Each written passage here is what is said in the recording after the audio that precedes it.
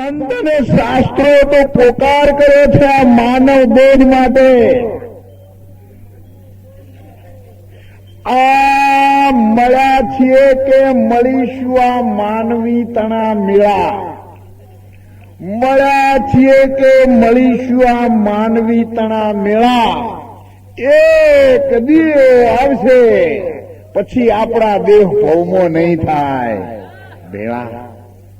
અત્યારે જે મળ્યા છે ને એ સનાતન સત્ય છે. કાલે પાછા આટલા માણસો ન મળી શકે.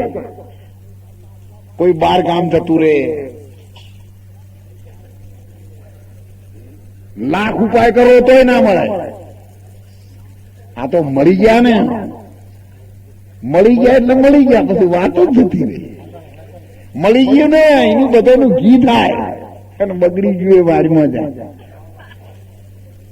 તારે તમે બધા મળી ગયા છો એટલે ગમે ત્યારે વલણું આવ્યું નહીં કે ઘી ઉપર આવ્યું નથી.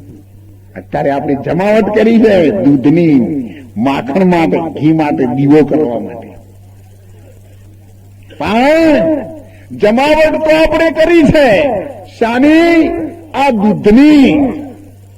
દહીં બન્યું છે અત્યારે, પણ જયારે આ દહીંને વલોવશું ને ત્યારે એના 3 ભાગ પડી જશે. આર્ય જો આપણે આ બધા છીએ. સવારે વલોણું થાય ઘેર જાય છે, અત્યારે દહીં થઈ ગયું છે, જોનું છે. સવારે 3 ભાગ થઈ જાય ઘેર જાય છે. કેવા? એક ઉપર જાય, એક તળિયે જાય, વચમાં રહે. દહીં અત્યારે એક જ છે, પણ ઉપર જાય એનું નામ માખણ, નીચે જાય બધા કૂચા, અને વચમાં રહે એનું નામ છાશ. અત્યારે સંતોના વચનો જે સોંપડશે ને આર પાર ઉતરી જશે ને એ બધા માખણ થઈ જશે. ઓય બેઠા બેઠા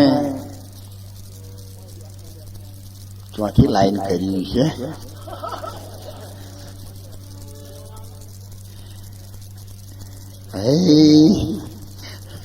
ઈ બેઠા બેઠા ઉપર વાળાને કેટલી ગાળો બોલે, જોડી વાળાને કુણિયું મેલે, બેહેણી બેહવાના દે, એ બધા કૂચો જેવા.